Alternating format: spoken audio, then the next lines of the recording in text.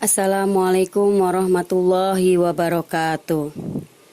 Alhamdulillahirabbil alamin wa bihi nasta'in wa ala umuri dunya waddin.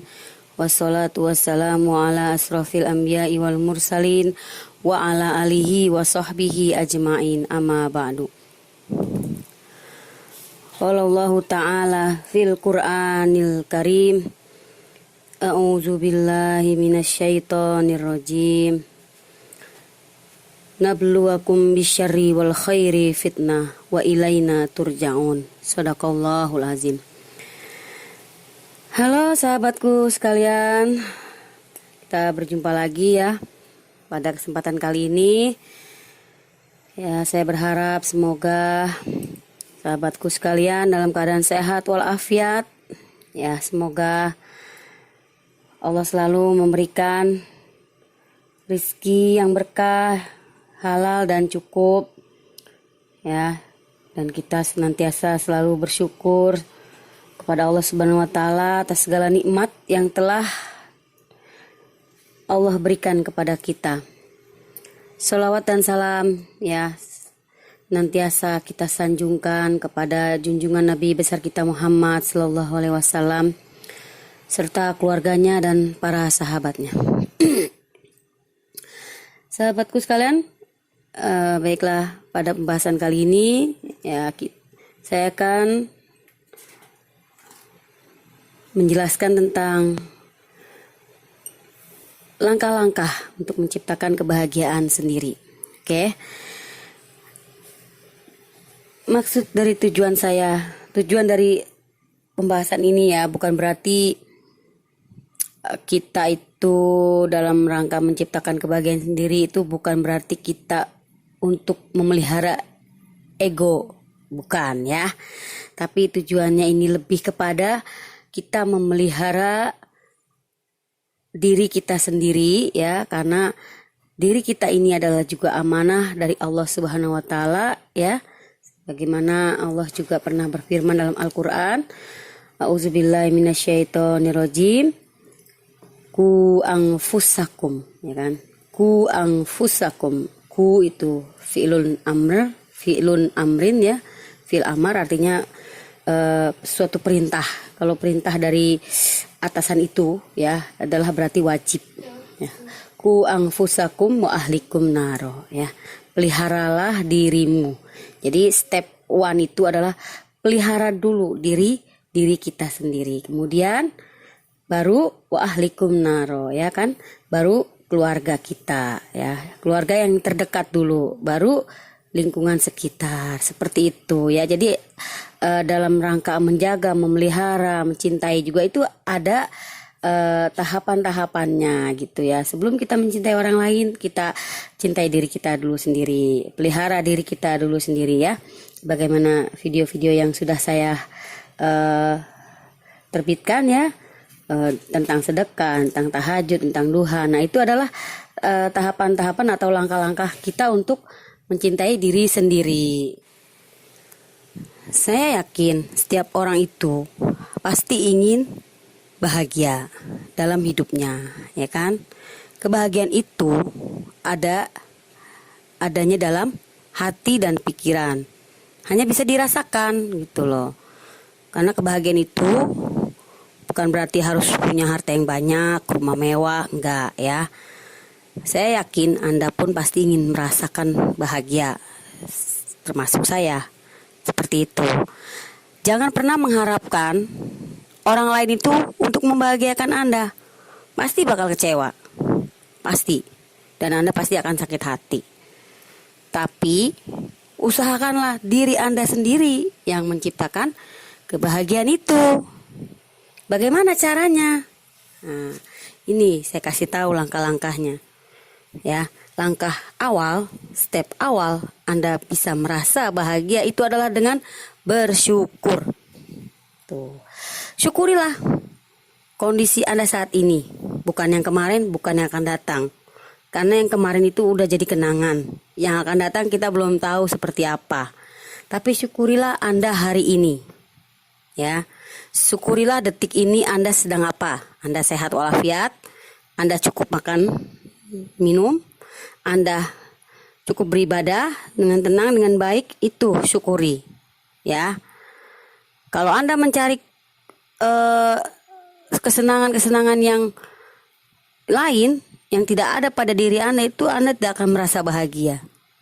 Cukuplah Anda bahagia saat itu, detik itu, ya. Apa yang Anda punya, apa yang Anda dapatkan, syukuri. Nah, karena Allah itu senang sekali dengan hambanya yang bersyukur. Karena kata Allah, ya, tadi yang saya sudah sebutkan di awal, a'udzubillahi minasyaitonirrajim, nabluwakum bisyarri wal khairi fitnah wa ilaina turja'un. Kata Allah, kami akan menguji kamu dengan kebaikan dan keburukan sebagai cobaan. Cobaan yang benar-benar cobaan, yang sebenar-benarnya. Dan hanya kepada kamilah kamu dikembalikan, ya. Jadi kebaikan, keburukan, kekayaan, kemiskinan, itu semua ujian. Yang dinilai itu adalah sikap kamu, hati kamu. Kamu bersyukur nggak hari ini atas kesusahan yang kamu peroleh, atas kesulitan yang kamu peroleh, atas kesenangan yang kamu peroleh? Kalau kamu bersyukur, nilai plus di mata Allah. Seperti itu, ya. Bagaimana kita bisa melihat tanda-tanda seorang itu bersyukur? Satu, ya, mengalami atau mengetahui nikmat sebagai pemberian Allah Subhanahu wa taala kepadanya. Kita diberikan udara nih. Seandainya udara ini bayar, kita tidak akan mampu membayar. Fabi ayyi ala'i rabbikuma tukadziban, ya. Apalagi sih yang mau didustain coba?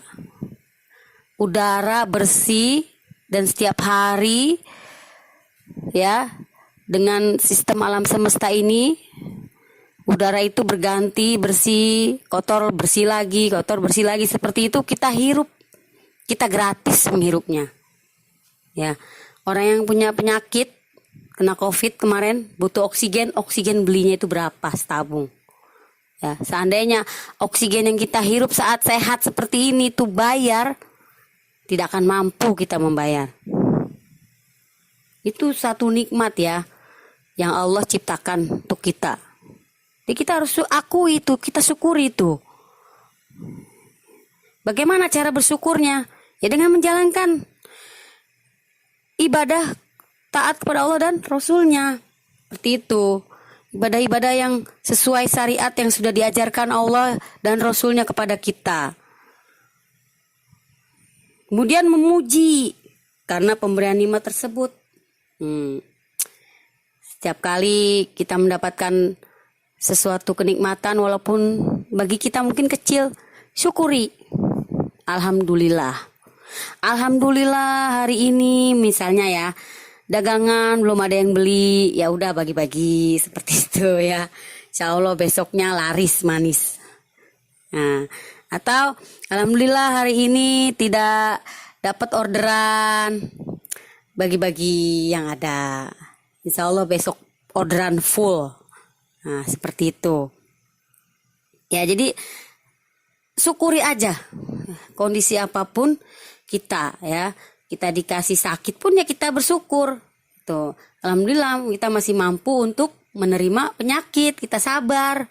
Nah, itu, syukuri aja. Jangan banyak mengeluh. Ketika nggak dikasih rezeki, kita menjauh dari Allah, mengeluh. Wah, Allah ini benci sama saya tidak dikasih rezeki. Nah, ini adalah tanda-tanda orang munafik nih kayak gini. Ketika dikasih rezeki sama Allah, dia mendekat ke Allah. Wah, Allah baik sama saya dikasih rezeki. Ketika dikasih kesulitan, menjauh dari Allah, meninggalkan semua perintah Allah. Dalam hati mengeluh, mengutuk Allah. Allah benci sama saya tidak dikasih rezeki. Nah, ini adalah tanda-tanda orang munafik. Jangan seperti ini. Orang mukmin tidak seperti ini. Karena kesulitan, kemudahan, kekayaan, kemiskinan, itu semua ujian dari Allah. Yang dinilai itu adalah hati dan sikap kita menerima ujian tersebut. Tetapkah kita beriman kepada Allah? Tetapkah kita bersyukur kepada Allah seperti itu? Kalau kita bersyukur, senantiasa hati dan pikiran kita itu akan selalu bahagia, merasa bahagia, dan tidak pernah merasa kekurangan. Bahkan cemas pun mungkin tidak ada rasa cemas kalau kita bersyukur kepada Allah. Yang kemudian berlindung padanya atas nikmat tersebut agar selalu dapat ridhonya. Ketika kita dikasih kesulitan, ketika kita dikasih kesenangan, kemudahan, kita selalu berdoa kepada Allah, mohon perlindungan. Karena di antara dua keadaan ini, ya, ujian dari Allah, godaan setan pun pasti ada, ya, yang bisa menjerumuskan manusia. Kita dikasih kemiskinan, mungkin setan menggoda kita untuk menjadi musyrik kepada Allah, berserikat kepada makhluk lain, mengajak kepada jalan yang sesat. Ketika dikasih kesenangan dikasih kesenangan oleh Allah, ya, itu juga ada peluang setan menggoda kita untuk menjadi orang yang kufur nikmat, sombong, tinggi hati, dan sebagainya. Nah, ini di antara dua keadaan ini adalah ujian kepada manusia. Jadi kita kalau orang yang bersyukur senantiasa selalu berdoa kepada Allah mohon perlindungan itu. Karena dari kedua kondisi ini tidak lepas dari godaan setan yang terkutuk. Ya. Jadi seperti itu. Kalau kita mau melihat tanda-tanda orang bersyukur itu ya mudah sekali.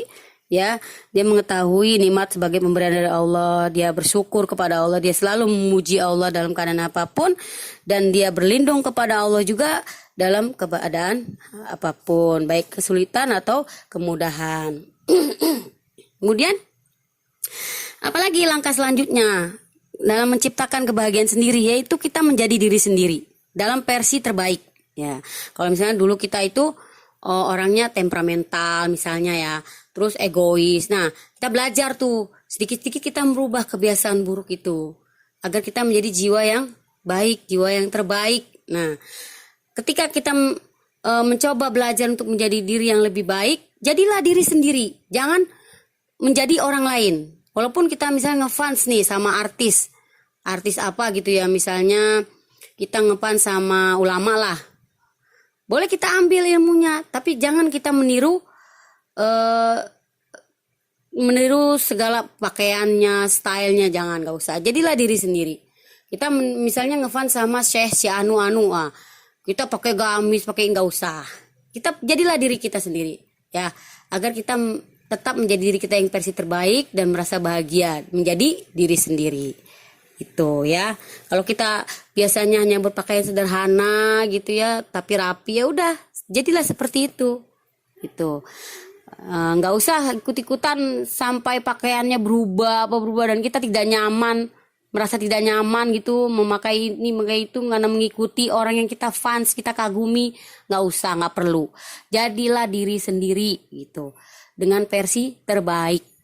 Nah, kita belajar berubah dari kita dulu sering egois, kita belajar mengalah, belajar diam. Yang tadinya kita emosional, temperamental, kita belajar ngerem sedikit emosinya. Kita belajar sabar, kita belajar tabah, seperti itu. Dan begitu kita akan merasa bahagia, gitu ya. Yang selanjutnya adalah berpikir positif. Nah, ini ya. Sudah berkali-kali dalam video saya mengatakan kita harus selalu berpikir positif. Karena berpikir negatif itu terhadap orang lain atau apalagi terhadap Tuhan ya, itu hanya akan merusak jiwa dan menyakiti hati. Tuh ya, itu akan merusak pikiran kita, merusak mental. Sedikit-sedikit kita curiga sama orang, sedikit-sedikit curiga sama orang. Kapan tenangnya kalau seperti itu? Udah, kita berpikir positif aja, kita serahkan kepada Allah Subhanahu wa taala. Karena kalau orang yang berpikir negatif ya, itu kemungkinan besar orangnya itu adalah juga negatif gitu ya. Misalnya contoh begini. Kita kedatangan seorang teman ya, melihat dari penampilannya dan sebagainya gitu, timbul rasa curiga, negatif thinking. Nah, ini jangan-jangan temen mau morotin, ini jangan-jangan temen mau manfaatin, ini jangan-jangan. Nah, kata jangan-jangan ini yang dilarang oleh Rasulullah, nggak boleh ya. Pertama apa? Ketika seorang berpikiran negatif, maka yang muncul adalah sikap negatif. ketika sikap negatif muncul, ya, hubungan pun jadi negatif seperti itu. Kita bisa ambil nih nasihat seorang, kalau di agama lain, kalau di agama kita ulama ya, kalau di agama lain mungkin dia itu seorang apa ya? Ya seorang ulama lah gitu, ulama di agama lain ya, namanya Gandhi. Kita bisa nih mengambil quotes dari beliau. Kata beliau, tetaplah berpikir positif ya, sebab pikiranmu itu akan membuahkan kata-kata yang baik. Dan tetaplah berkata positif, sebab dari perkataanmu itu akan membuahkan perilaku. Dan tetaplah berperilaku positif, sebab dari perilakumu itu akan melahirkan kebiasaan-kebiasaan yang positif. Nah, dari kebiasaan-kebiasaan positif itu akan membuahkan nilai-nilai yang positif. Dan ketika nilai-nilai positif itu sudah lahir, maka itulah akan menjadi takdirmu, seperti itu. Ya. Jadi kata Rasulullah juga 1400 tahun lalu udah mengatakan ya, jauhilah olehmu prasangka buruk. Nah, di video saya yang sebelumnya juga jauhilah, kita itu jangan berprasangka buruk kepada orang lain. Di samping prasangka buruk itu dapat merusak pikiran dan jiwa, juga dapat merusak hubungan masyarakat atau hubungan di antara kedua belah pihak, seperti itu ya. Seandainya pun memang tujuan orang itu tidak baik, maka Allah lah yang akan menjagamu dan memeliharamu, seperti itu. Jadi yang pertama tadi bersyukur ya, selalu bersyukur dalam kondisi apapun, kemudian menjadi diri sendiri dalam versi terbaik ya, kemudian berpikir positif, dan yang keempat menciptakan sebuah langkah sederhana.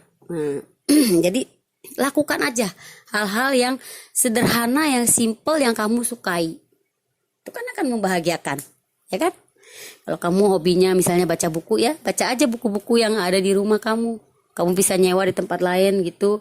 Atau pokoknya kamu lakukanlah hal-hal yang baik, yang sederhana, yang tidak merusak, tidak merugikan diri kamu dan orang lain. Seperti itu ya. Kamu misalnya seorang ibu ya, sekarang kan lagi masanya di rumah nih ya, work from home ya kan. Atau mungkin kalau ibu rumah tangga, ya kamu bisa bikin acara masak-masak dengan anak-anak, seperti itu. Ya, carilah hal-hal yang sederhana yang menyenangkan gitu ya. Atau bisa berkebun, atau bisa ya memelihara ikan atau burung boleh ya. Seperti itu kan menyenangkan. Kalau bagi kamu menyenangkan, atau menggambar sama anak kamu bisa gitu, menggambar ya. Yang kelima, bersabar. Ya, bersabar ini dalam keadaan apapun ya. Apa sih sebenarnya sabar itu? Dibully orang ya, dipukul sabar, bukan begitu ya. Sabar itu bukan diem aja, enggak. Sabar itu menahan jiwa agar tidak merasa resah dan gelisah ketika menghadapi musibah. Nah, di dalam sabar itu ada dua keadaan, ada dua kekuatan. Sabar itu ada dua kekuatannya. Kekuatan yaitu saat mampu melakukan, dan kekuatan untuk mencegah. Jadi dalam keadaan seseorang itu status ekonominya miskin ataupun kaya, itu di dalam dua kondisi itu perlu kesabaran. Kenapa saya katakan perlu kesabaran? Ya karena di saat sedang miskin, sedang tidak punya apa-apa, seseorang itu diuji oleh Allah kesabarannya untuk menahan tidak mengeluh, menahan tidak mengambil jalan pintas, menahan tidak berbuat syirik. Nah, dan ketika seseorang dalam kondisi sedang makmur, sedang kaya, di situ juga dibutuhkan kesabaran. Kesabaran yaitu kekuatan untuk menahan, mencegah. Mencegah apa? Misalnya gini, mencegah untuk bertindak jahat kepada orang. Dia misalnya orang kaya nih, ada yang bully misalnya, atau ada yang orang miskin yang berbuat tidak hormat sama dia. Dia mencegah dirinya untuk tidak berbuat semena-mena.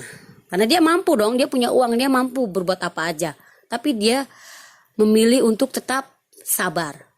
Sabar itu kekuatan untuk mencegah dirinya dari berbuat semena-mena, mencegah dirinya dari bersikap sombong, takabur, tinggi hati. Nah, seperti itu.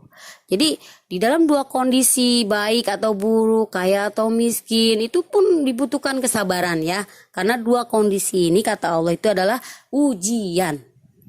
Ujian buat manusia, ingat itu ya. Nah, seperti itu.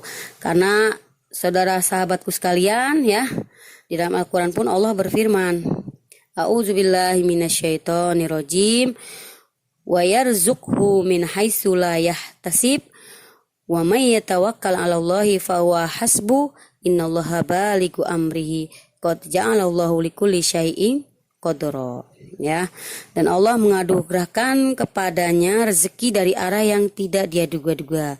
Siapa yang bertawakal kepada Allah akan mencukupkan ya keperluannya. Sungguhnya Allah lah yang menuntaskan urusannya. Sungguh Allah membuat ketentuan bagi setiap sesuatu. Jadi yakinlah bahwa Allah yang memberikan rezeki kepada manusia ya. Kalau kita sudah berusaha mencari rezeki itu ke selatan, ke utara, ke barat, tapi tidak ada yang berhasil, sabar ya. Ketika kita sudah berdoa, ketika kita sudah berusaha, maka yakinlah Allah pasti akan mendatangkan rezeki itu dari jalan yang sama sekali kita tidak duga. Gitu. Allah punya banyak cara loh yang kita tidak tahu. Ya, dan saya sendiri sering ngalamin seperti itu, sesuatu pertolongan yang sama sekali tidak diduga, tidak ada dalam imajinasi saya bahkan gitu ya, ya seperti itu. Bahkan kamu menghayal pun tidak, jadi datang dari jalan yang sama sekali kamu tidak duga seperti itu ya. Jadi ciptakanlah kebahagiaan itu untuk diri kamu sendiri, cintai dulu diri kamu, jangan kamu mengharapkan orang lain membahagiakan kamu, nanti bakal kecewa.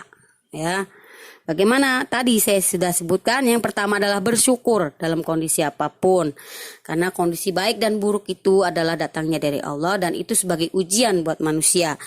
Ya, ketika langkah-langkah ini kita jalani, maka tidak akan ada lagi rasa gelisah, rasa cemas gitu ya. Yang kedua adalah menjadi diri sendiri dalam versi terbaik. Yang ketiga berpikir positif. Yang keempat, ciptakan langkah awal dulu yang sederhana. Yang kelima, bersabar ya. Yang keenam, kemudian adalah berserah, tawakal kepada Allah ya. Karena kalau kita sudah melakukan semuanya, ya udah kita yakin aja sama Allah. Seperti itu. Baiklah sahabatku sekalian, mungkin cukup sekian ya. Semoga bermanfaat. Kurang lebihnya saya mohon maaf. Sebaik-baiknya ilmu pengetahuan adalah dari Allah semata. Terima kasih atas supportnya ya, yang sudah like, share ya, subscribe, dan yang belum subscribe silakan di subscribe ya.